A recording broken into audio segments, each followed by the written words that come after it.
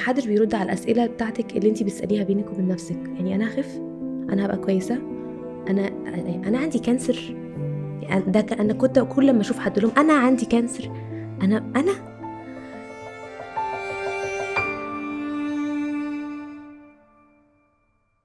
يعني it seems like إن قبل ما استقبل المرض كنت very happy وحياتي جميلة وكويسة ومبسوطة. بس لا، أنا يعني life started إن هي تختبرني قبل موضوع العيا بشوية حلوين. قبلها بأكتر من سنة تقريبا كنت مريت بأسوأ فترة depression في حياتي. فبعد ما الفترة دي بدأت تسيتل داون شوية بشوية و I thought إن الحياة هتبدأ تستقر، هبدأ أشوف تاني، أرجع تاني أشوف حياتي، أشوف نفسي، أشوف بيتي. للأسف بعدها بأقل من 4-5 شهور اكتشفت إن أنا عيانة. فأنا قبل ما كنتش أحسن بكتير من أنا بعد، لأن أنا المأساة بدأت من قبلها بشوية كتير، ما بدأتش من وقت ان انا عرفت ان انا عيانة. الموضوع بدأ من قبلها بشوية حلوين. منوراني يا نانسي، مبسوطة انك معايا في مساحة آمنة النهاردة، ميرسي يا نور. وان شاء الله تبقى حلقة خفيفة كده وتتبسطي معانا وتحسي فعلا ان انت في مساحتك الآمنة. انا متأكدة. طيب خلينا نبدأ في الأول عن انه انت كنتي بتتكلمي عن المرض، وان انت قبل المرض بسنة تقريبا استقبلتي خبر كان صعب عليكي جدا، هو اللي شقلب لك حياتك كلها وخلاكي تقفي مع نفسك وتحسي ان انت محتاجة تتغيري. exactly. يعني ايه الخبر وايه اللي حصل، وازاي كنتي قبل المرحلة دي او القصة دي مع المرض، ان هم اكيد الاتنين ممكن يكونوا دخلوا مع بعض فأثروا عليكي بشكل كبير. واحنا هناخد مع بعض كده مراحل زي رحلة كده، جيرني كده هنمشيها مع بعض قبل وأثناء وبعد.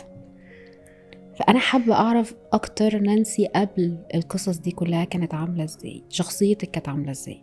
فيري تيل، عايشة فيري تيل، ماي بينك وورلد. يعني الدنيا جميلة، كل حاجة حلوة، مفيش أي حاجة ممكن تحصل وحشة، كل الناس لطيفة، مفيش حاجة اسمها حد شرير.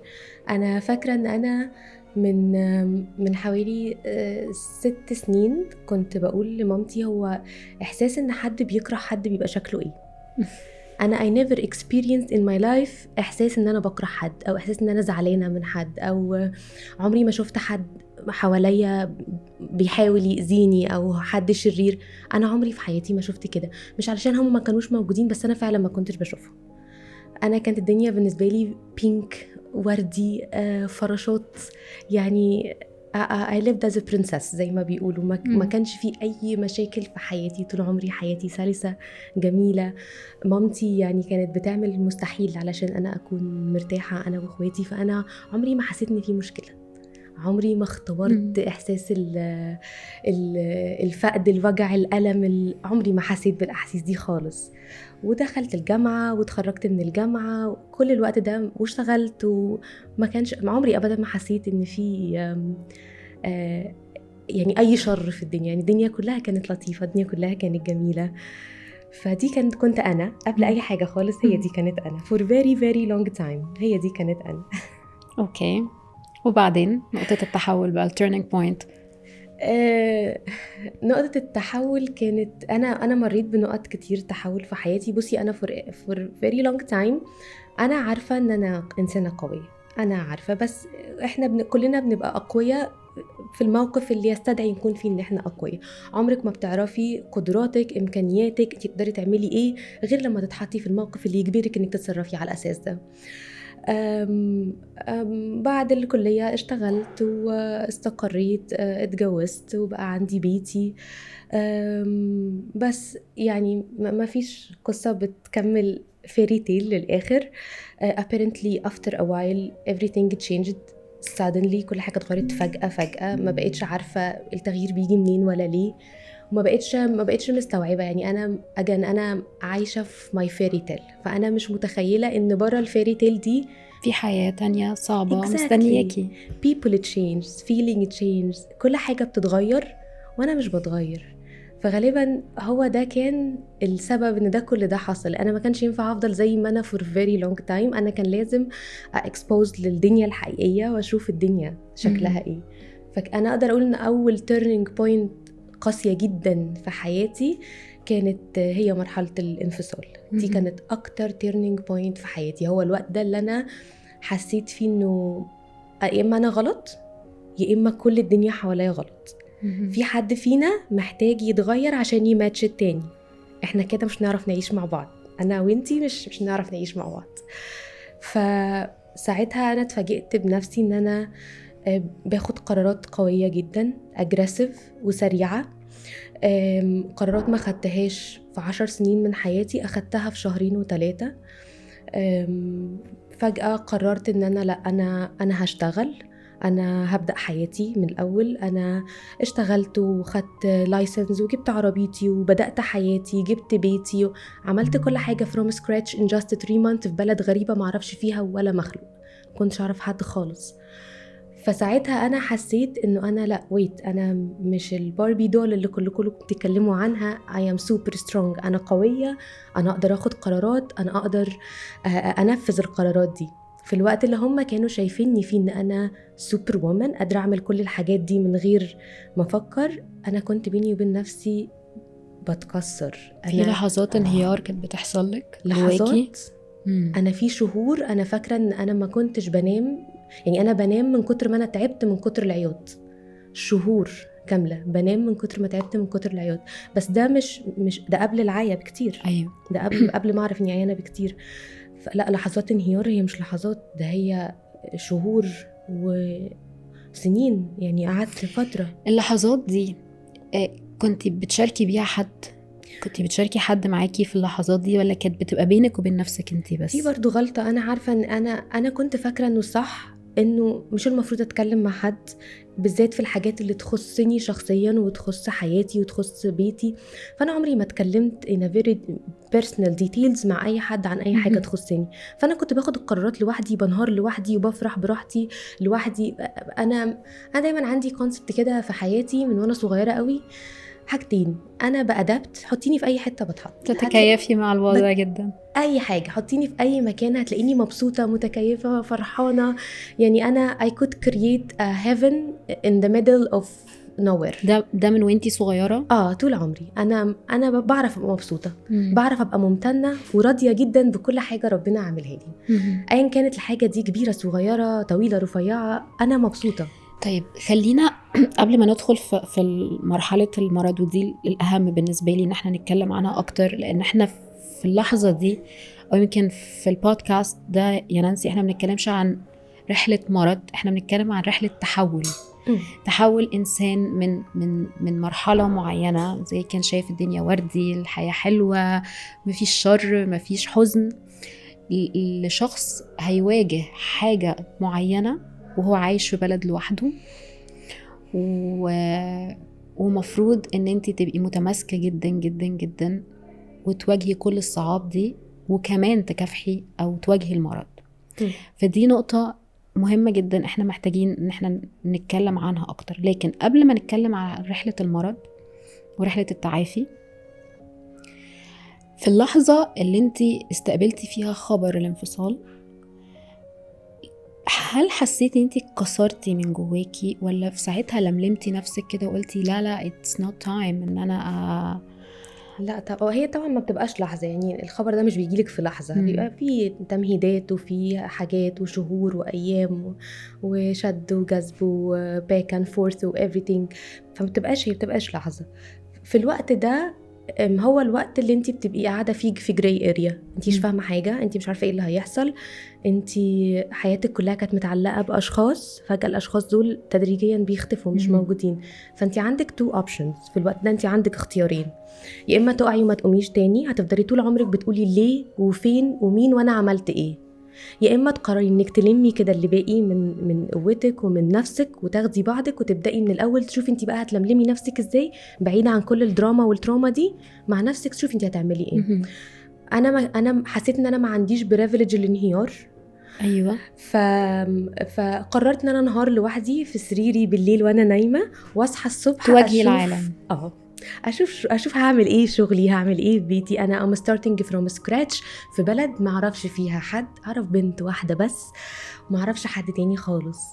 ف it wasn't easy وما كانتش قرارات سهله 100%. وزي ما بقول لك، هي ما كانتش لحظه بتستقبلي فيها خبر، هي كانت مرحله انت بتعدي فيها. المرحله دي كل ستيب منها بتكسر حاجه جواكي. انا الحاجه اللي اتكسرت فيا في المرحله دي وعمرها ما هترجع تاني، براءتي ونظرتي للدنيا. دي حاجه اتكسرت وعمرها ما هترجع تاني. يعني بصي، من اول دلوقتي لغايه لما نخلص كلام مع بعض هديكي examples for 100 things اتغيرت واتكسرت جوايا. كل حاجه منهم رجعت اقوى واحسن من الاول. لكن دي براءتي ونظرتي للدنيا، وان انا شايفه الدنيا جميله وبريئه والناس كلها حلوه وطيبه ويلا نحب بعض، يلا احنا صحاب، ده عمره ما هيرجع تاني. عمري ما هعرف ابص للدنيا دي بالشكل ده تاني. دي حاجه مزعلاني، بس at the meantime ما فيش حد بيعيش كده forever. بس خليتك اقوى طبعا خلتني اقوى.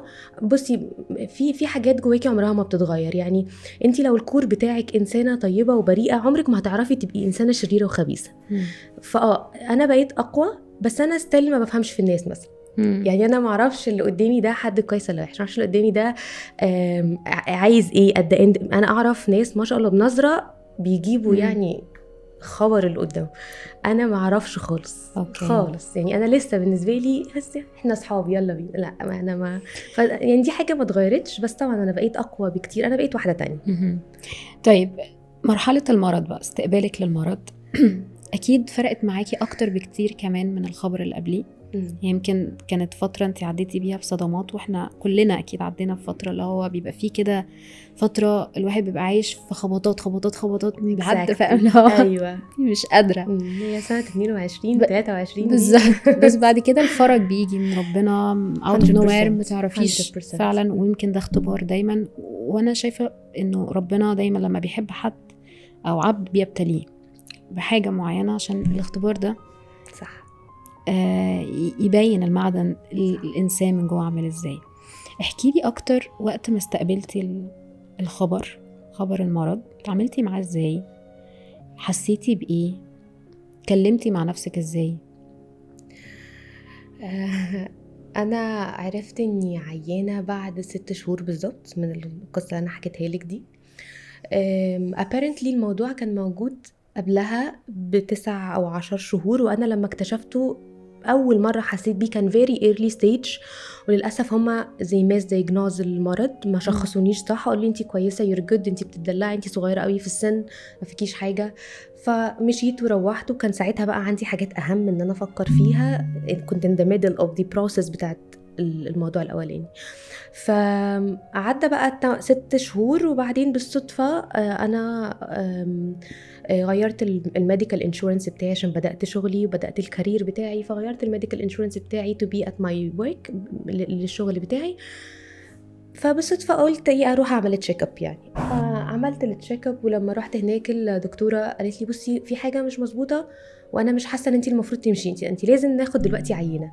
قلت لها عينة ايه؟ الساعة كام؟ انا عندي، لا ما ينفعش، انا مش همشي، انا لازم امشي. طب اجيلك تاني؟ قالت لي لو هتمشي تمضي على حاجة ان انتي هتمشي وانتي بمزاجك قررتي انك تمشي. هي خوفتني، وانا ابني كان في الحضانه وساعتها كانت الحضانه بتاع ادم كانت بتفتح مخصوص علشان تخلي ادم عندها لغايه لما انا اخلص شغل. يعني صاحبه النيرسري كانت بتعمل كده عشان خاطري. انا ما كنتش عارفه اعمل ايه، فرحت كلمتها قلت لها خلي ادم معاكي، انا هعمل عندي حاجه اخلصها وهاجي. قالت لي يوم 2 هتطلع النتيجه. ما عداش تاني يوم على طول كانت بتكلمني انتي لوحدك في البيت؟ في معاكي حد؟ طب ممكن تقعدي؟ طب انا عايزه اقول لك حاجه. فراحت قالت لي نانسي انتي عندك invasive ductal carcinoma، وده kind of cancers وبيبقى aggressive، فاحنا محتاجين ناخد خطوات بسرعه. قالت لي انا محتاجه اسيبك تستوعبي الخبر، وبعد كده في دكتور في بقى الديبارتمنت بتاع السيرجري هيكلمك، او الانكولوجي ديبارتمنت هيكلمك علشان يبداوا ياخدوا خطوات. انا بقى ساعتها مفيش اي حاجه جت في بالي غير ايه ده؟ ليه ده؟ انا لسه مره باصعب محنه في حياتي، ليه دلوقتي؟ ده انا لسه هقف على رجلي، انا لسه هبدا استوعب اللي حصل. I never processed what happened. ما كانش عندي privilege ان انا افكر في اللي حصل. في اللحظة دي كل حاجة بقت قدامي very dark، ودي اول مرة في حياتي تحصل لي. انا عمري ما بصيت للدنيا النظرة التشاؤمية دي، بس فجأة حسيت انه الست دي يا اما بتقول اي كلام يا اما انا بحلم. ده اكيد it's not real، ده مش حقيقي. في denial عندك. طبعا. في نفس اللحظة دي باب الشقة بيخبط وآدم ابني داخل. في الثانية دي أنا حسيت إنه لأ، نفوق بقى، نفوق، إحنا في لازم نستوعب كده اللي حصل. ده في آدم، ده مش حلم، ده بجد آدم موجود وده موجود. أنا لازم أشوف أنا هلم الدنيا دي إزاي. for the next few months بقى طبعا انتي عارفة البروسس بتاعت نكتشف هو راح فين، هو جاي منين، لا ده كان هناك، ده راح هنا، ده اتنقل من معرفش فين، اتنقلنا من stage 1 ل 2 ل 3 ل 4. كل ده happened in just a few months، في شهور قليلة قوي. وبس.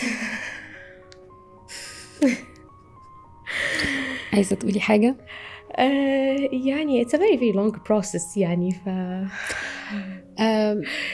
مش عايزة أعرف تفاصيل عن الحالة الطبية على قد ما عايزة أعرف أنتي حسيتي بإيه وإزاي قدرتي تلملمي نفسك بسرعة عشان تكافحي أو تواجهي التعب، لأنه المرض ده 80% أنا شايفة أنه 80% منه هو نفسي. بصي في البداية خالص هو it seems like إن الكانسر كان أسوأ part of the story. seemed like this. وأنا كنت فاكرة كده، يعني أنا في اللحظة دي كنت شايفة إن ده اللي بيحصل ده أوحش حاجة في القصة. اللي حصل ده اللي فات ده ولا مهم، مش مهم، اللي جاي ده هو أسوأ part of the story. الفكرة إنه أنتي مش بتعرفي إيه اللي هيحصل بعد كده. أنتي مش عارفة، انتي لسه في your early 30s، اخر عشريناتي، انتي مش فاهمه اي حاجه. انتي فجاه بيقولولك لا انتي عندك كانسر وده اجريسيف، واحنا مش عارفين ايه الستبس اللي جايه، محتاجين ناخد خطوات، محتاجه تاخدي قرارات. بصي المرض ده على قد ما هو علاجه فعلا النفسيه فيه بتفرق بشكل كبير، على قد ما هو صعب قوي ان انتي تقرري انه اصل دي حاجه انتي مش شايفاها، دي حاجة هي مش موجودة، هي مش حد قدامك you are fighting for something، انتي actually are fighting for your life، بس دي حاجة انتي مش ملموسة، انتي مش شايفاه، انتي مش حاسة بيه، انتي بس على فكرة ما بيوجع، انتي مفيش حاجة وجعاني، يعني انا كنت كويس، مفيش حاجة وجعاني. انتوا بتتكلموا ده عني، يعني انا اللي فيا كل الحاجات دي. في الاول بتحسي انه انا مش عارفة، انا مش عارفه انا ايه اللي هيحصل، مش عارفه ايه انا هروح على فين، مش عارفه ايه اللي هخف ولا مش هخف، هقوم ولا مش هقوم. اسئله كتير قوي بتيجي في بالك، مفيش اي حد بيرد عليها، لان كله بيفكر في حاجه واحده بس، ايه العلاج، هنمشي في العلاج ازاي، هنمشي في الخطوات ازاي، هنعمل ايه العمليات، ايه الراديشن الكيماوي، مش عارفه ايه. محدش بيرد على الاسئله بتاعتك اللي انتي بتساليها بينك وبين نفسك، يعني انا هخف، انا هبقى كويسه، انا عندي كانسر. ده انا كنت كل لما اشوف حد لهم انا عندي كانسر، انا ففكره ان انتي اصلا تتخطي مرحله الصدمه ان انتي عندك المرض ده لمرحله ان انتي انا I can do it, I will fight it، انا هبقى قويه، انا هبقى كويسه. it seems like easy but it's never been easy. كانش سهل، لا never been easy, it's super hard. كمان especially again انا كنت خارجه من تروما كبيره قوي في حياتي، وكنت حاسه ان انا اهو ده الوقت بقى اللي هبدا ارتاح واستوعب بقى اللي حصل اصلا، وفجاه ده جه ف I never got the chance ان انا process any of them. الاتنين جم مع بعض، الاتنين جم ورا بعض. ما عنديش privilege ان انا اقعد بقى لوحدي وعيط شويه على حياتي الاولانيه اللي باظت، ولا اقعد لوحدي وعيط اكتر على الحياه الجايه اللي انا مش عارفه هي رايحه فين. انا مش عارفه اعمل ايه، انا of the middle of nowhere، انا مش عارفه اعمل ايه.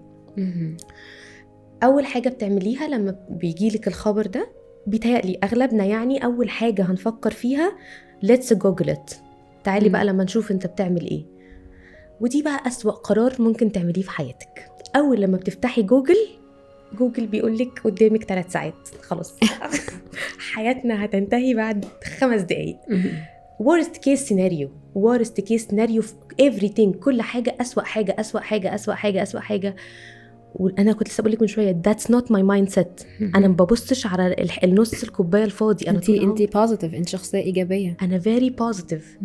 فكل ما اقرا حاجه ده الورست كيس سيناريو، المرض ده اخره كذا، لا انت ده طالما دخل في الليمف نودز في الغدد الليمفاويه كده فرصه النجاه قلت ل 30%. مش ارقام بقى وحاجات. انتي عملتي كده في الاول؟ عملت كده طبعا. عملتي جوجلينج؟ ايوه، اول حاجه عملتها رحت جايبه اللابتوب وقعدت كده دي اند نايت بجوجل الموضوع، او انا هيحصل لي ايه.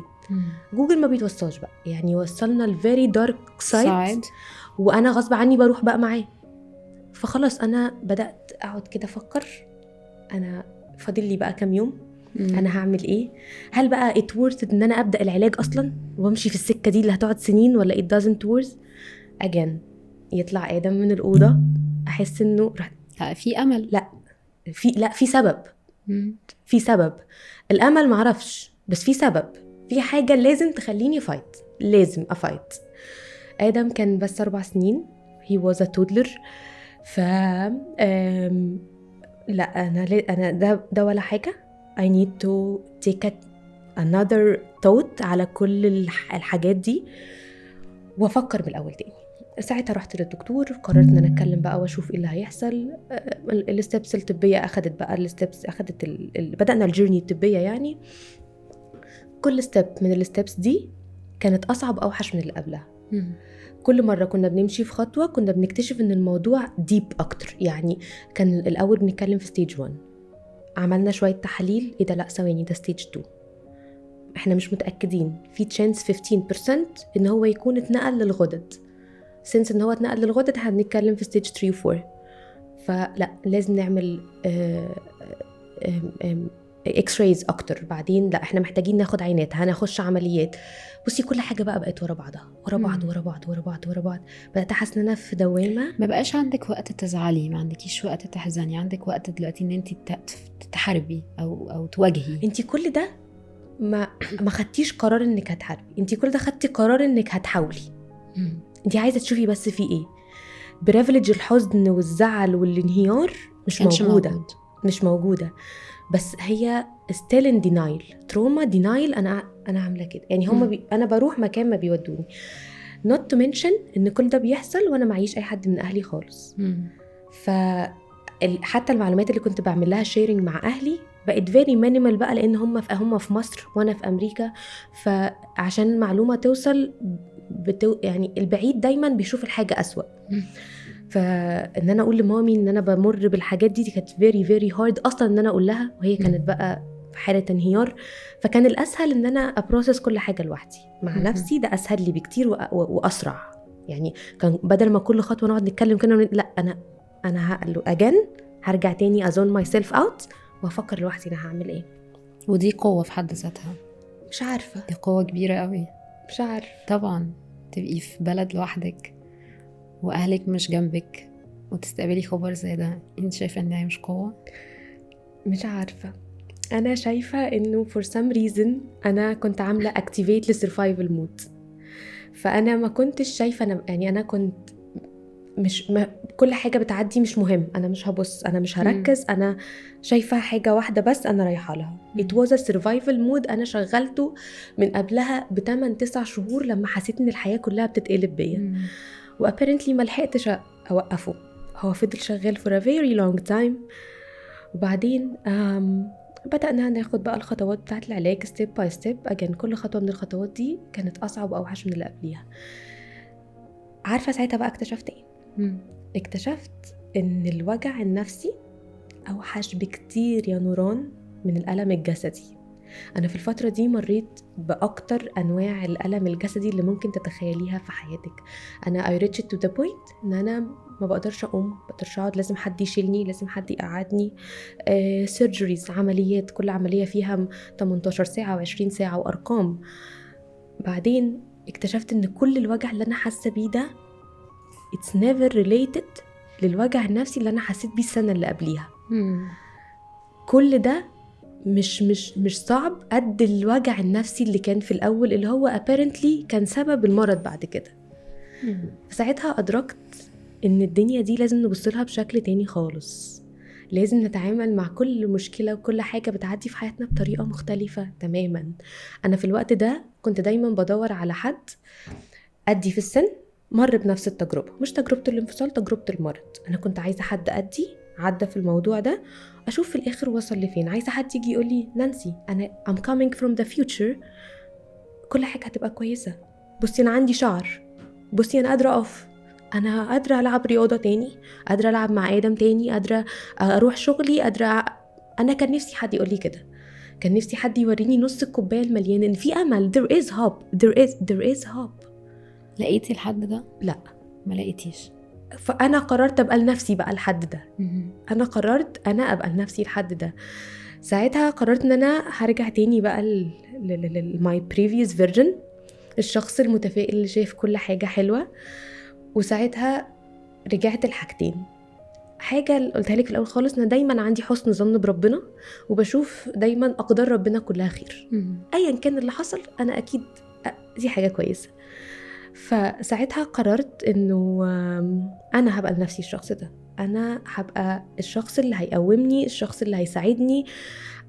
أنا مش مفيش حد حواليا، مع إن أنا أهلي وصحابي كتير قوي بس مش موجودين جنبي. ألف حد كان يتمنى يساعدني يقف جنبي الوقت ده، بس هما مش حواليا. فمش هفضل بقى قاعدة مستنية الحد. أنا قررت أنا هبقى الشخص ده لنفسي. كنت في عز الوجع أقوم واضحك وأعمل حاجة أنا وآدم مع بعض. فاكرة ساعة كان دخلة رمضان قمنا زينا البيت، كنت في تاني جلسة من جلسات الكيمو، كنتش بتحرك وتخنت قوي قوي بقى، وجسمي وجعني وشعري وقع، مش قادرة أمشي. ورحت قلت لآدم بص قوم نعمل الديكوريشن بتاع رمضان في البيت. في أمريكا فما بتحسيش قوي بالحاجات دي غير لما انتي تخلقيها. فبقت الحاجات الصغيرة دي هي اللي بتديني أمل إن الدنيا بتبقى كويسة. ومن أهم الحاجات اللي حصلت اللي حسيتني إن أنا ربنا سمعني وشايفني وبيقول لي أنا موجود، إنه في وقت من الأوقات أول لما بدأت العمليات بتاعتي دي، أنا قلت لك كنت لوحدي وكنت مضطرة أخش العملية دي. هطلع من العملية دي disabled for 3 months، 3 شهور أنا في السرير. مين بقى اللي هياخد باله مني؟ مين هيقعدني؟ مين هيشربني يأكلني؟ كنتش عارفة إيه اللي هيحصل. يوميها صليت استخارة ودخلت نمت، قلت ربنا أنا عارفة إن أنت مش هتسيبني لوحدي، أنا متأكدة إن there is a plan، في خطة، وإن كانت الخطة أنا عارفة إن هي أحسن بكتير من أي خطة أنا هفكر فيها. أنا هنام ولما أصحى هلاقي كل حاجة اتحلت لوحدها. أنا روحت نمت، وتاني يوم دخلت العملية كانت 21 ساعة. خرجت من العملية اليوم ده كان الدكتور بيقول لي إنه في side effects كتير قوي قوي ممكن تطلع من العملية دي، بس يعني we will try our best ان احنا minimize the side effects. اول ما فتحت عيني لقيته بيقول لي فاكرة كل اللي احنا قلناه؟ كل حاجة ما حصلتش، العملية went perfectly fine، مفيش اي side effects حصل، كل حاجة حصلت، انتي عمرك ما هتحسي انك عملتي العملية دي. فده كان اول حاجة سمعتها اول لما فتحت عيني، اول مسج من ربنا، اول رسالة من ربنا. انا لسه بلف، لقيت واحدة ست ليها نصيب من اسمها، هي اسمها حنان، وهي فعلا حنان. دخلت حطت شنطتها، مسكت ايدي، قالت لي نانسي انا اسمي حنان، انا هفضل عايشه معاكي لغايه لما تبقي كويسه. ما اعرفهاش، ما شفتهاش، ما اعرفش اي حاجه. فجاه لقيتها طنط حنان جنبي. طنط حنان وقفت معايا، فضلت معايا طول عمري، يعني طول الوقت اللي انا كنت محتاجه حد يكون معايا فيه هي كانت موجوده، هي اللي كانت بتاكلني وتشربني وتقعدني وتقومني. طنط حنان كانت رساله ربنا ليا ان انا عند حسن ظن عبدي بيه. انتي ظنيتي بيا كويس فهتلاقي الكويس. انا لو كنت ظنيت الوحش وفضلت عايش كنت هلاقي الوحش. هي الفكرة كلها، لو في درس واحد انا استفدته من المرحلة دي، حسن الظن بالله وان اقدار ربنا كلها خير. يعني لو في حاجة واحدة انا نفسي لو حد مكاني يعملها، ما تفكرش بالسيناريو بتاعنا احنا البني ادمين، مستحيل نعرف نكريت سيناريو او بلان زي اللي ربنا هيعمله لنا. there is something different. دايما كل حاجة بتطلع مختلفة تماما، كل حاجة بتطلع متغيرة، كل حاجة بتطلع way much better عن اللي احنا متخيلينها. هذا اللي حصل معايا في كل المراحل بتاعتي. دايما كانت الخطة بتاعتي أهيف بكتير، خطة ربنا أعظم بكتير. خططنا سطحية، احنا شايفين بس الحاجة اللي قدامنا. انتي عمرك ما تكوني شايفة الفيوتشر، عمرك ما تكوني شايفة البيهايند ذا سين. خطة ربنا أكبر وأشمل، إحنا بس محتاجين نتراست البروسس. نانسي، انت تعاملتي بذكاء قوي مع الكانسر، تعاملتي بإيجابية، تعاملتي إن هو صاحبك مش عدوك، صح؟ بدليل إن انت حاولتي تنشري ده الإيجابية دي للناس اللي حواليكي، الناس اللي كانت تعبانة بتعدي بنفس المرحلة بتاعتك. exactly. صح؟ في وقت معين، بصي هو عمره ما بيبقى صاحبنا، بس اتليست أنا كنت شايفة إنه الكانسر هو العدو اللي انتي مش شايفاه بس انتي عارفة انه موجود. هو حاجة شريرة وحاجة موجودة، انتي you have your tools، عندك أسلحتك، هتعرفي تحاربيها ازاي. مش زي يعني معرفش التشبيه ده صح ولا غلط، بس مش زي الناس اللي في حياتنا اللي بيبقوا قريبين مننا قوي وبنفتح لهم حياتنا وبندخلهم جوه وبيبقوا ضيوف عزاز وأهل وجوه قلبك، وفجأة هم دول اللي يوجعوك. دي حاجة ما فيها الأمة منها صعبة قوي. بس الكانسر انتي شايفاه، انتي عارفة انه موجود، انتي حاسة بيه، هو حاجة شريرة انتي هتحاربيها. هو مش صاحبك، بس انتي تعايشتي معاه، you معاه، can تصالحتي schedule your معاه. fight. انتي تقدري تترتبي الحرب بتاعتك معاه. فهو لا، الكانسر not a friend. بس انا at some point كنت حاسه انه زي ما بقولك، انا حاسه انه عايزه حد يقول لي الكلام ده، وما كنتش لاقيه الحد ده. فكل مرحله كنت بعدي بيها وبلاقي نفسي قمت. كنت في الوقت اللي كنا نبقى فيه في الانكولوجي ديبارتمنت، كنت بروح اشوف البنات الصغيرين اللي قاعدين بياخدوا السيشنز بتاعتهم والكيمو وافضل اقول لها احنا كويسين، انتيش لوحدك، انا I have been there before. بصي انا بدأ يطلع لي شعر، بصي انا بدأت اخس، بصي انا واقفه عادي بتحرك، احنا I have been there before. ودلوقتي انا بقيت احسن، مع اني انا ما كنتش كويسه. انا كنت بروح برضو في نفس الوقت اللي هم بيروحوا فيه، انا كمان بتعالج، بس انا حاسه ان انا I am a step، يعني انا ستيب بعديهم. فعايزه اقول لهم في خطوه احنا ممكن نبقى كويسين. انا كنت عايزه حد بقى جاي من خطوات تانية كتير قدام يجي يقول لي انا خلصت، انا كويس، انا حياتي كملت عادي. نوران، فكره انا طلع لي شعر دي لوحديها نعمه. يعني it seems حاجه عبيطه، او لكن انا فاكره اليوم اللي قررت فيه ان انا احلق شعري. انا شعري وقع بعد اول جلسه، كان شعري طويل وجميل، الدكتور قال لي مستحيل يقع، ده طويل وتقيل قوي ومش هيلحق يقع. بعد اول سيشن قمت من على السرير لقيته بينزل، دخلت الحمام بعمل كده لقيته بيقع، رحت قصه وقلت كده مش هيقع، لقيته لسه بيقع. فضلت بقى اعيط على شعرايه. ساعتها again different mindset، لا انا هقوم اشيله كله عشان اعيط مره واحده واستنى لما يطلع وهيبقى اطول واحسن واجمل وكل حاجه. فهي it's just about the mindset، بس it's not easy انك تفكري ب different mindset while you are processing كل الحاجات دي. بس والله العظيم هي دي الحاجة اللي بتخرج. في ناس اتأثرت منك بشكل إيجابي؟ كل الناس اللي حواليا. أنا ما كنتش أعرف حد خالص في الأول، وبسبب المرض ده، بصي المرض ده بقى في حياتي هو المنحة اللي ربنا ادهالي في محن. والله شوفي، المرض هو كان المنحة. المرض ده خلاني أعيد تفكيري في كل حياتي تقريبا.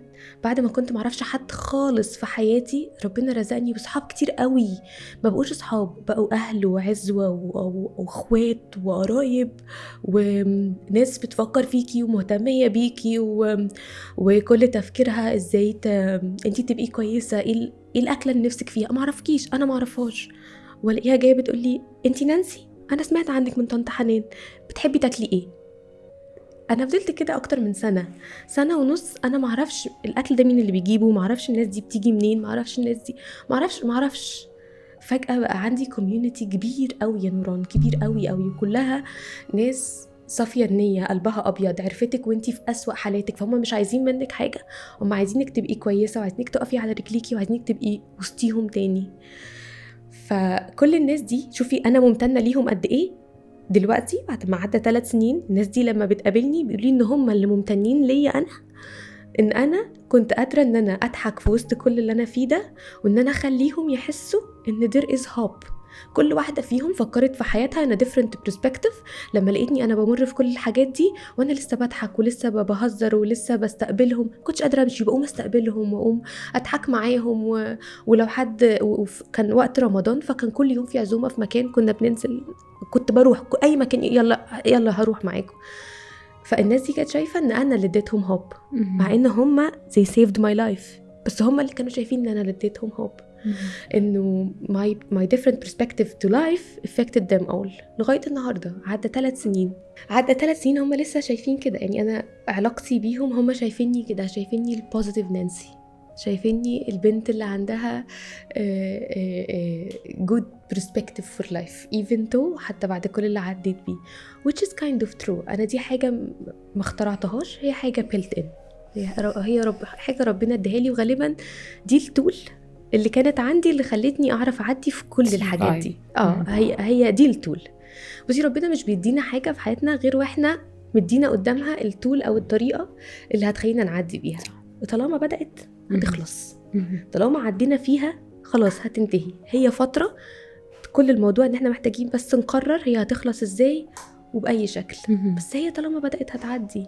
الوقت الوحش هيجي بعده وقت حلو، الوجع هيجي بعده شفاء، الضلمة بيجي بعدها نور. هي دي سنة الحياة، هو دي الدنيا.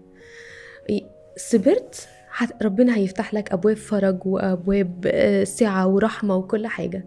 لكن نقمت هتفضل طول عمرك عايش في نفس اللوب، مش علشان ده عقاب من ربنا ان انت نقمت، بس علشان انت قررت انك تشوف الحياة بالطريقة دي. الدارك سايد مش بخطة ربنا اللي هي الأعظم والأكبر بكتير. عمرك ما هتشوفها بالطريقة الأحسن، دايما هتشوفها بالطريقة الوحشة، هتشوفها بالطريقة البلاك، هتشوفها بالطريقة الدارك. هتفضل دايما حاسس انه هو انا ليه بيحصل لي كده، انا عمري بيحصل لي حاجة وحشة. to be honest يا نوران، احنا عايشين في فيض من النعم. انا ادركت ان كل حاجة في حياتنا نعمة. كنت بفتح عيني بالليل وانا نايمه وبص حواليا اقول يا رب الحمد لله ان انا يعني اتفه الحاجات اللي ممكن تتخيل. الحمد لله ان انا عندي مخده نايمه عليها، الحمد لله ان انا في اوضه، الحمد لله ان ادم جنبي، الحمد لله ان انا عايشه، الحمد لله اني حاسه. انا من ساعتها انا كل يوم لما بفتح عيني بحمد ربنا على اي حاجه بتيجي في بالي. انا مش عارفه، حاجات صغيره وحاجات بالنسبه لنا ملهاش قيمه وملهاش لازمه وبنعدي عليها كل يوم من غير ما ناخد بالنا، بس هي نعم من ربنا. نعم. ايه اكتر نعمة حسيتي بوجودها؟ الصحة طبعا. الصحة يجي وراها نعمة. أنا شايفة إن وجود ناس في حياتك صادقة وصافية وطيبة دي نعمة من ربنا. أنا شايفة إنه أكبر سلاح ربنا اداهولي الفترة دي، غير إن هو الحمد لله أنا كنت عندي حسن ظن بالله في كل خطوة. ربنا اداني ناس حواليا أنا ما طلبتهمش، أنا ما أعرفهمش، أنا ما اجتهدتش علشان يجوا، هم اللي جم. الناس دي كانت سبب في إن أنا أعدي المرحلة دي. عارفة أنتي، مش عارفة أوصفلك إزاي. عارفة لما تلاقي حد بيديكي إيدين بيشدك، هما ليترلي شدوني. حتى لو ما كانوش بيعملوا حاجة ملموسة، بس اتليست فكرة انك حاسة ان كل الناس دي حواليكي، كل الناس دي supporting you. ناس كتير انا مش قادرة اوصفلك هما كتير قد ايه. انا ما اعرفهمش، انا ما كنتش ساعتها اعرفهم. فدي اكبر نعمة من نعم ربنا عليا الفترة دي، والحاجة اللي انا بشكر عليها ربنا ليل نهار. الناس اللي دخلت حياتي الفترة دي وخلتها ليها معنى، خلتني احس انه عارفة لما يبقى ربنا بيبعتلك رسائل، دي كانت رسائل ربنا. انا بقى اخترت ان انا طول ما انا ماشية اقرأ الرسائل دي وان انا اتصرف accordingly. انا اخترت كده ساعتها. فالناس دي كانت واحدة من الرسائل دي. فطبعا الصحة والناس واليوم العادي، الروتين اليوم العادي.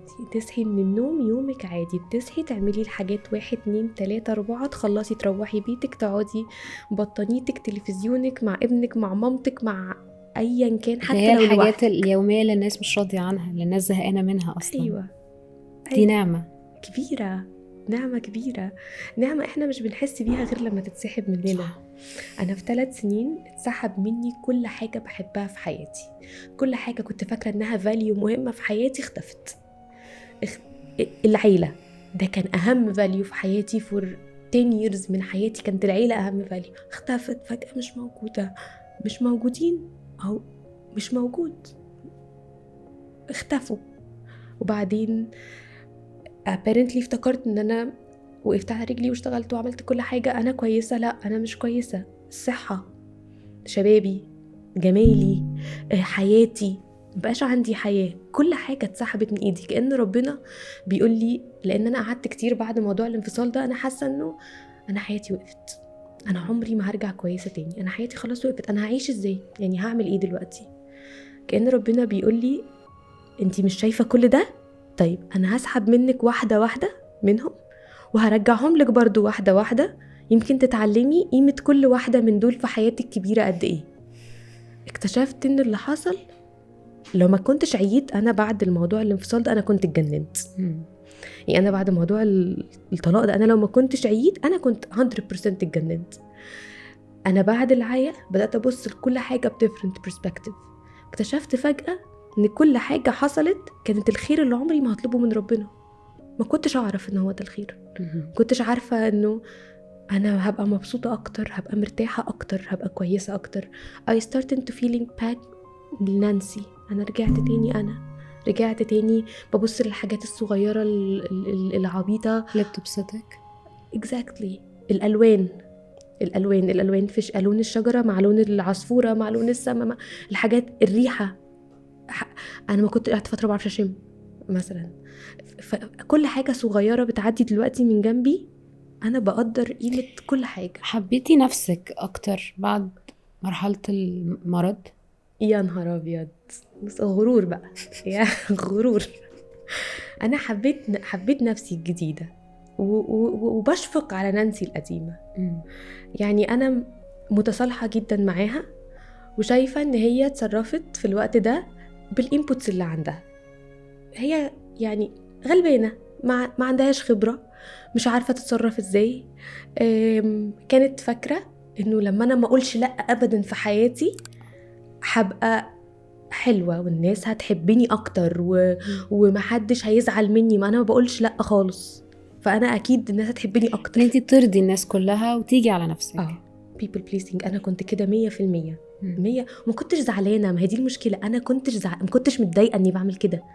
بالعكس، انا كنت بقيس my values بتاعتي انا في قد ايه انا اقدر ابسط الناس اللي حواليا، اقدر اريحهم، حتى لو هاجي على نفسي انا مبسوطه ان انا بسطتك. دي حاجه وحشه على فكره جدا، دي حاجه وحشه قوي. تعمليش كده، دي حاجه وحشه قوي.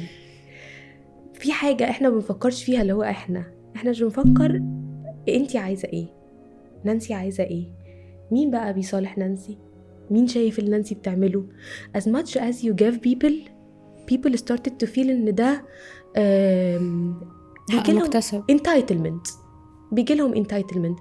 افضلي بقى ادي اكتر واكتر واكتر، وتعالي فجأة تعبي، حسوا انتي اتغيرتي، انتي بقيتي وحشة. that's not the true. لا، انا بعد العيا انا اكتشفت ان انا قوية جدا، اكتشفت ان انا شجاعة جدا، اكتشفت ان انا مش نايف زي ما انا كنت فاكرة، انا مش عبيطة زي ما كان الناس بتقولي. انا very strong woman وشاطرة جدا في شغلي. أنا started my life from scratch في 3 شهور في بلد الناس بتقعد فيها سنين ما بتعرفش تعمل فيها أي حاجة. وبعد ما عييت أنا كنت واخدة قرار إن أنا هخف عشان أكمل. أنا بدأت، أنا لسه بادئة حياتي الجديدة دي، لسه بادئاها، أنا مش هخلص دلوقتي، أنا لسه بادئة. فأنا هخف عشان أنا هكمل، عشان أنا في حاجات كتيرة قوي أنا محتاجة أعملها في حياتي. فأنا دلوقتي بحب نفسي أكتر، ودلوقتي شايفة نفسي أقوى، ودلوقتي حاسة إنه مش بسهولة يعني الحاجات اللي كسرتني قبل كده مش بسهولة ترجع تكسرني، مش بسهولة ترجع تكسرك تاني. لا. نانسي، هو في حاجة مضمونة؟ لا طبعا. في الحياة؟ لا طبعا مفيش. لا. people change, feeling change.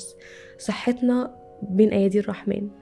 أهلنا، حبايبنا، كل حاجة ممكن تصحي بكرة تلاقيها متغيرة. مفيش حاجة مضمونة. there is no grants. ما تاخديش حاجة أبدا for grants.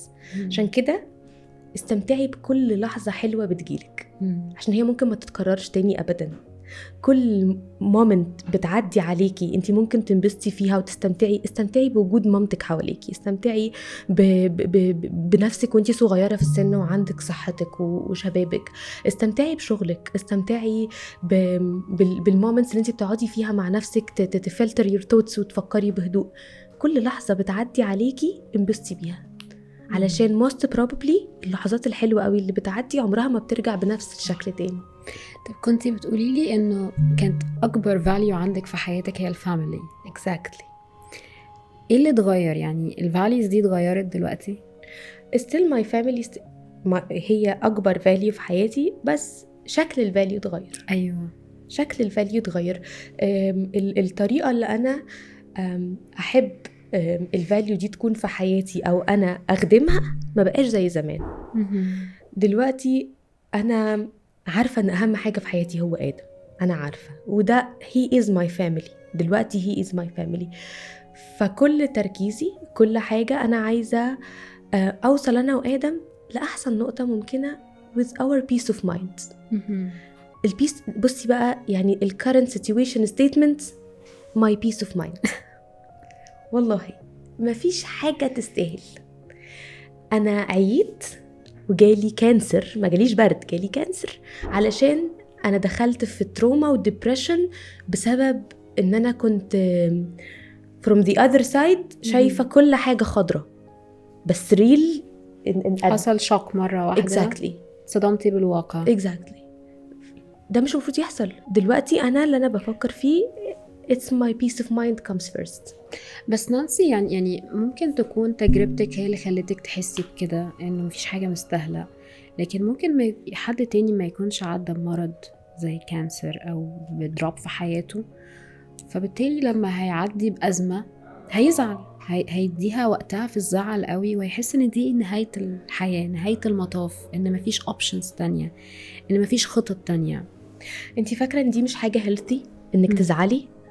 انتي مفروض تزعلي وتنهاري وتتكلمي وتعلي صوتك وتexpress your feelings وتعبري عن كل حاجة جواكي till some point لازم تقومي علشان تشوفي بعد كده حياتك ايه. الحياة ما بتقفش على حاجة، الحياة ما بتقفش على حد.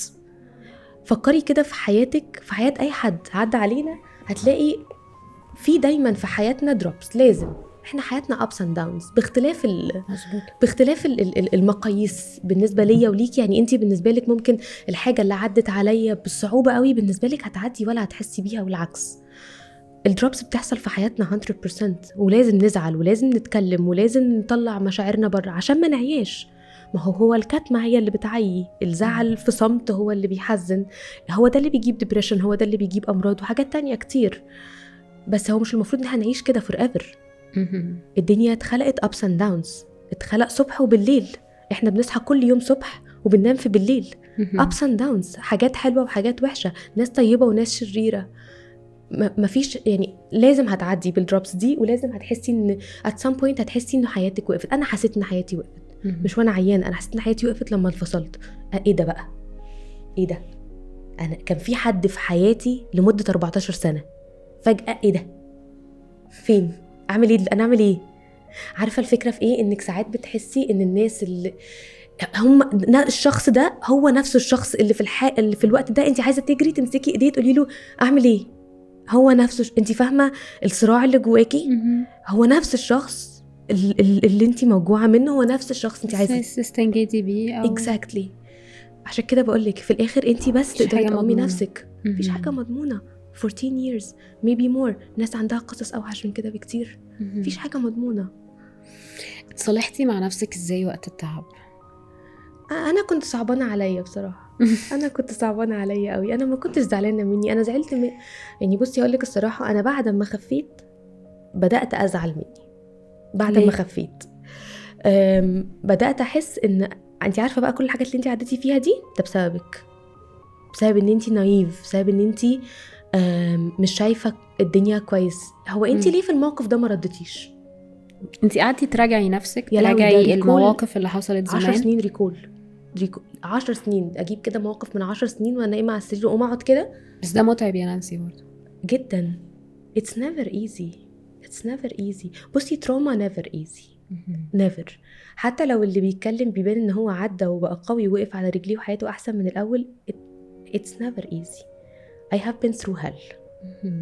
وانا بالنسبه لي اجان الوجع الجسدي مقدور عليه، وجع نفسي اقوى بكتير، اصعب بكتير. مش عارفه ايه اللي بيوجعك، ومش عارفه بيوجعك ليه، ومش عارفه يخلص امتى، مش عارفه تبقي احسن ازاي، مش عارفه، وبتخبطي بقى، انتي ماشيه بتخبطي.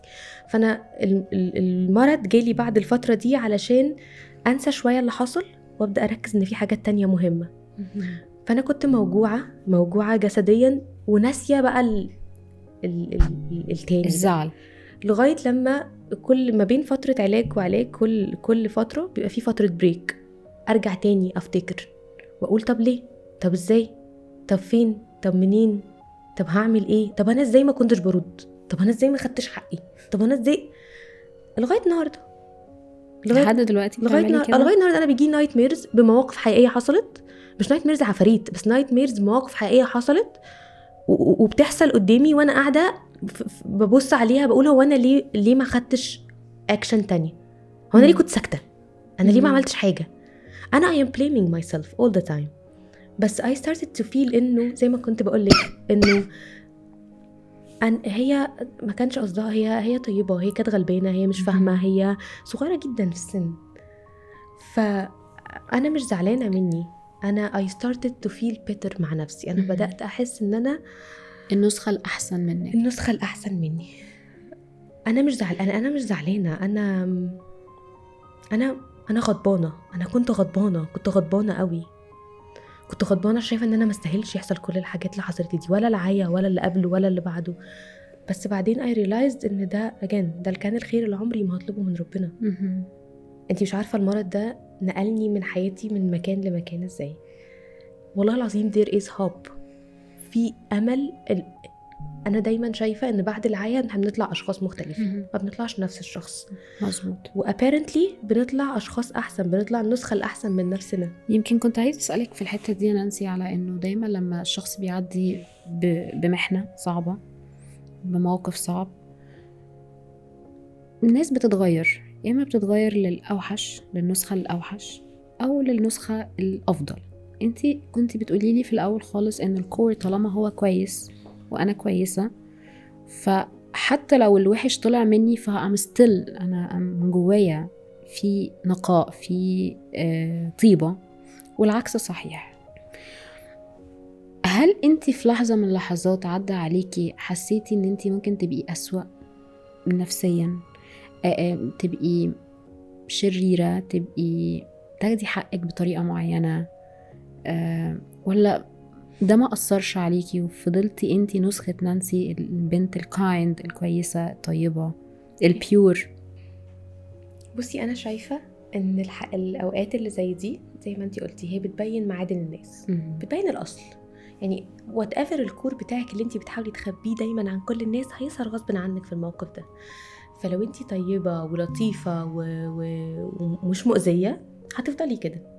بس لو انتي deep inside شخص شرير وقاسي وcold، يعني عنده cold blood زي ما بيقولوا، برضو هيظهر، مش هيعرف يخبي الموقف ده، يعني شفاف هيبين كل حاجة.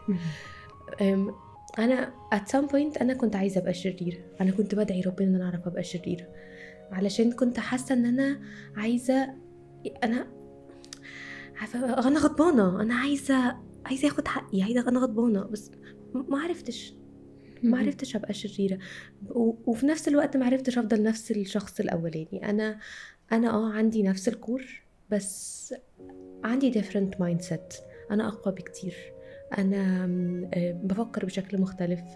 أنا حاسة أن أنا دلوقتي ما بسمحش لحد يأذيني. علشان تدخل حياتي أنت لازم تأد value، سنس ان انت داخل حياتي عشان تتسلى. الكلام ده لأي حد بقى، زميلة شغل، بيزنس، حب، جواز، ايا كان، انت بنخش حياة بعض علشان نأد فاليو في حياة بعض. نخش حياة بعض نضيع وقت بعض وفي الاخر لا. دي حاجة انا اتعلمتها، ان الاشخاص في حياتنا رسائل من ربنا، والاشخاص في حياتنا موجودين علشان نبقى هما السيف زونز بتاعتنا. مش مضطرة خالص تتعاملي مع ناس هما دايما بيحسوكي بإحساس وحش حتى لو مش بيقولوه. مش مضطرة تفضلي دايما قاعدة في دواير بتوريكي دايما أسوأ ما فيكي.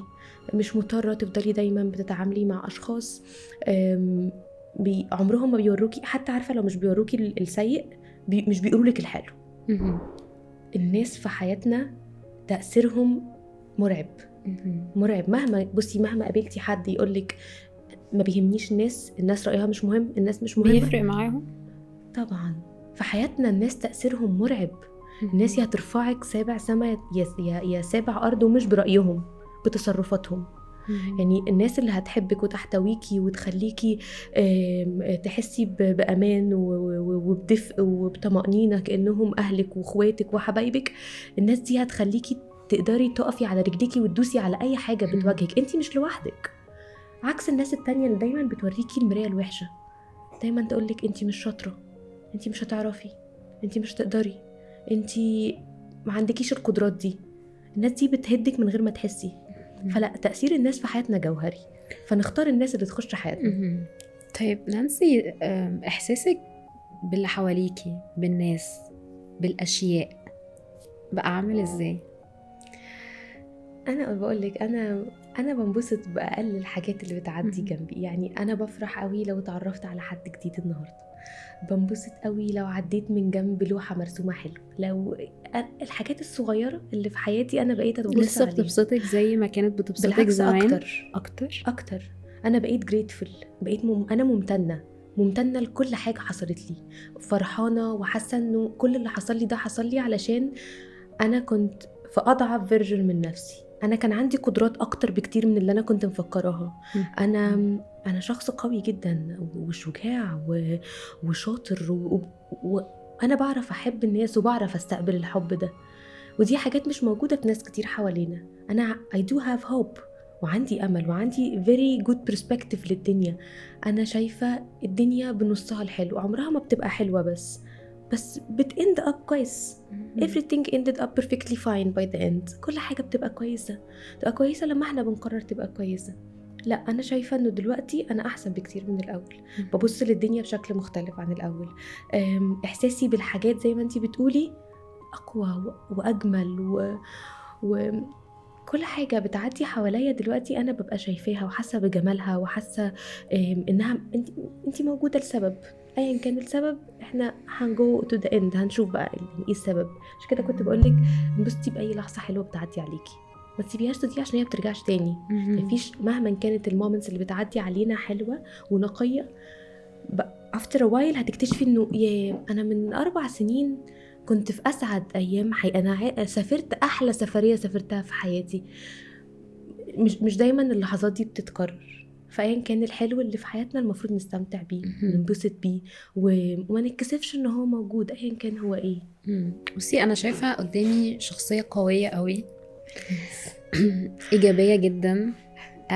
أنا نفسي اتأثرت بيكي والله يا نانسي، وتعلمت منك في الحلقة دي حاجات كتيرة جدا.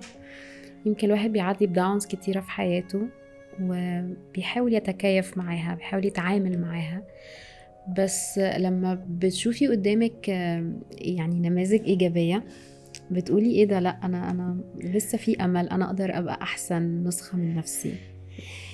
أنتي شايفة أن أنتي دلوقتي النسخة الأفضل منك ولا النسخة المحسنة؟ أنا شايفة أن أنا لسه أقدر أعمل حاجات كتير. شايفة أن أنا لسه قدامي a lot of opportunities لازم أستغلها. أنا دلوقتي النسخة الأقوى من نفسي، أيوة، بس النسخة الأحسن لسه. أنا لسه أقدر أعمل حاجات تانية كتير. أنا عندي أحلام كتير عايزة أعملها، عندي أماكن كتير عايزة أسافرها. أنا اكتشفت أني بحب السفر، كنتش أعرف أني بحب السفر. أنا اكتشفت أن أنا عايزة ممكن في وقت من الأوقات أسيب الهندسة وأفتح بوتيك ورد. أنا عايزة أفتح بوتيك ورد. أنا بحب الألوان وبحب الروايح الحلوة، بحب الفراشات. أنا حاسة أن أنا في حاجات كتير عايزة أعملها، وإن شاء الله أنا عارفة أني هعملها، أنا عارفة أني هقدر أعملها. بس دلوقتي هي النسخة القوية مني، وهي دي النسخة اللي كانت لازم تظهر في الوقت ده. النسخة الحلوة اللطيفة اللي بتعمل احسن ما عندها في شغلها وفي بيتها وفي حياتها دي هتيجي بس دلوقتي دي النسخة القوية اللي هي كانت في survival mode. و I think that might be the time ان احنا نعمل switch off ونبدأ بقى نبص للدنيا بشكل جديد. انا عندي فرصة تانية، انا جات لي فرصة تانية by all means. انا كل حاجة راحت لما رجعت لي تاني رجعت لي احلى واجمل. وانا في ناس بتشوفني بتقولي ان انا دلوقتي بعد كل اللي عديت بيه ده انا بقيت احلى بكتير من ما كنت من 10 سنين وانا عيلة. مش علشان انا بقيت احلى بس علشان انا من جواكي مبسوطة وممتنة. هذا ظاهر عليكي. برافو عليكي. انا ممتنة. بصي لو هي كلمة واحدة I am 100% grateful. ممتنة وراضية شايفة ان كل حاجة حصلت كان ليها تأثير جوهري انها توصلني هنا دلوقتي. انا عمري ما كنت اتخيل من 7-8 سنين ان انا اكون الشخص ده.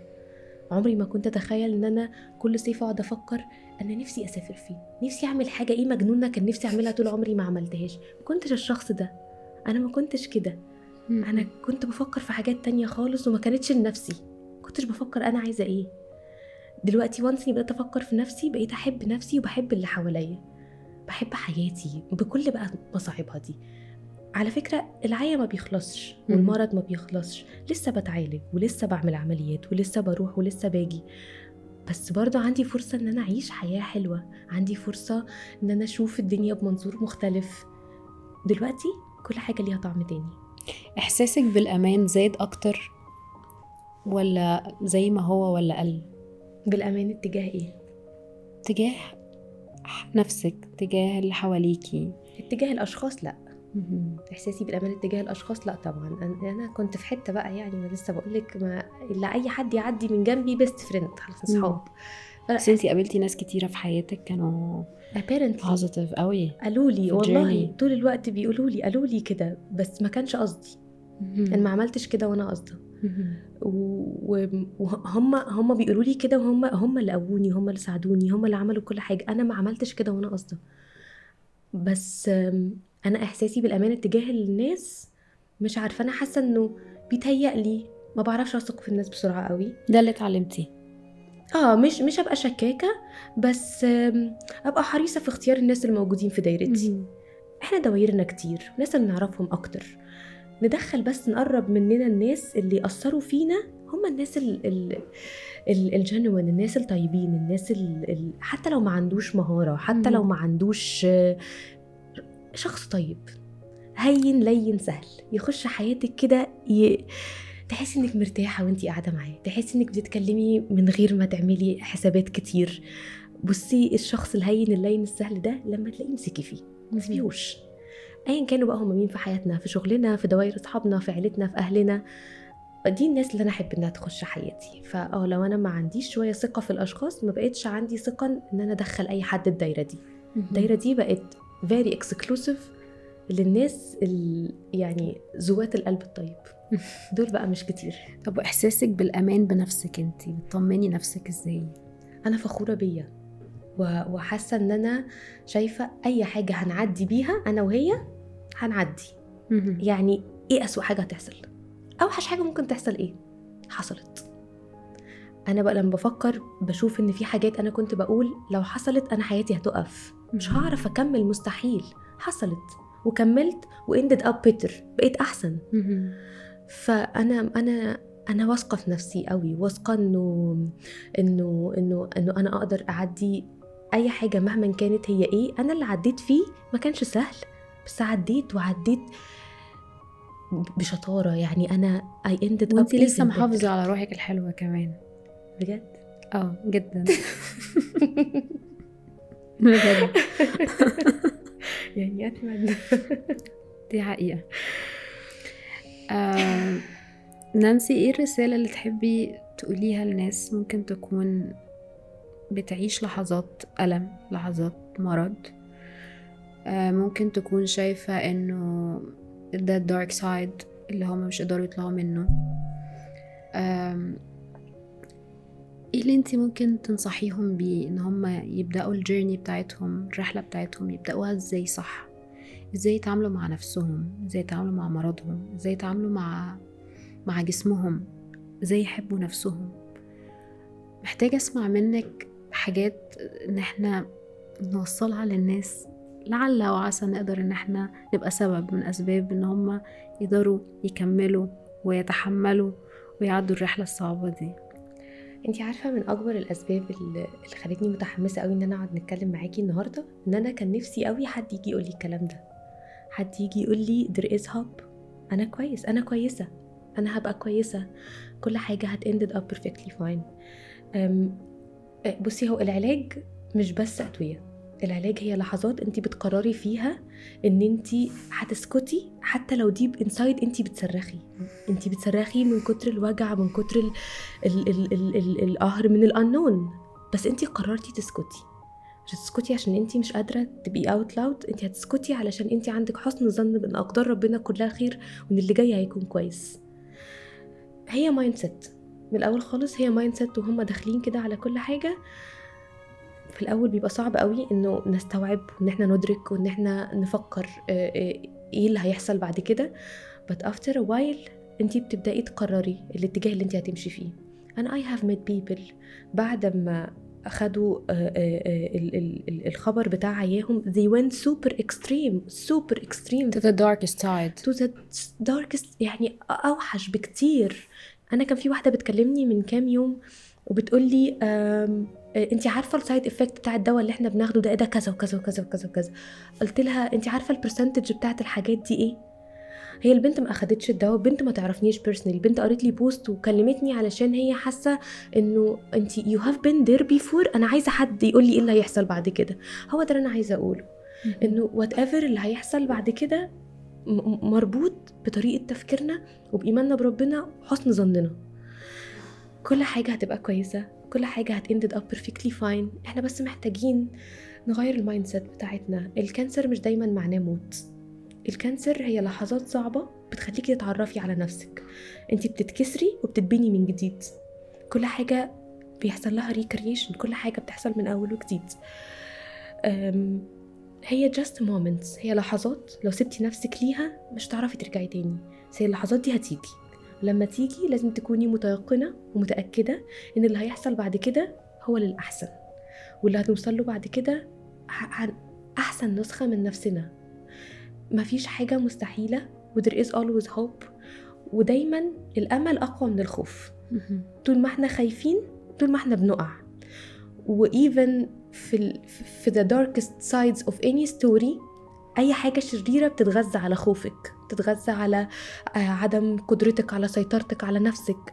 طول ما انتي عندك أمل وقادرة تتملكي نفسك وقادرة تفكري بشكل كويس، طول ما عندك حسن ظن بربنا، كل حاجة هتبقى كويسة. It's just a matter of time، طالما بدأت هتخلص. Trust the process، حبي نفسك، ثقي ان كل حاجة بتحصل دلوقتي هتحصل وهتخلص وهترجعي أحلى وأجمل من الأول. It's just a matter of time. شعرنا اللي وقع، جسمنا اللي باظ، حياتنا اللي اتغيرت، It's just a matter of time. اعتبريها فترة بتتعاملي فيها مع نفسك بشكل جديد، بتتعرفي فيها على نفسك، بتشوفي انتي كنتي فين وعايزة تبقي ايه وبقيتي ايه. طالما بدأت هتخلص، طالما عدينا فيها هتنتهي. مفيش وجع ملوش نهاية، ومفيش حاجة بتفضل وحشة للأبد. هتعدي، كل حاجة هتعدي. انا فخورة بيكي جدا، مبسوطة قوي قوي قوي ان انتي كنتي معايا، اتعلمت منك كتير قوي يا نانسي. انتي انسانة قوية جدا وتاني ايجابية جدا وعديتي بحاجات كتيرة قوي وقدرتي تتعاملي معاها بذكاء وبطيبة وبقلبك الطيب النقي الابيض. انتي تستاهلي كل خير، واتمنى ان انتي كنتي حاسة النهاردة ان انتي في your safe space، في مساحتك الامنة.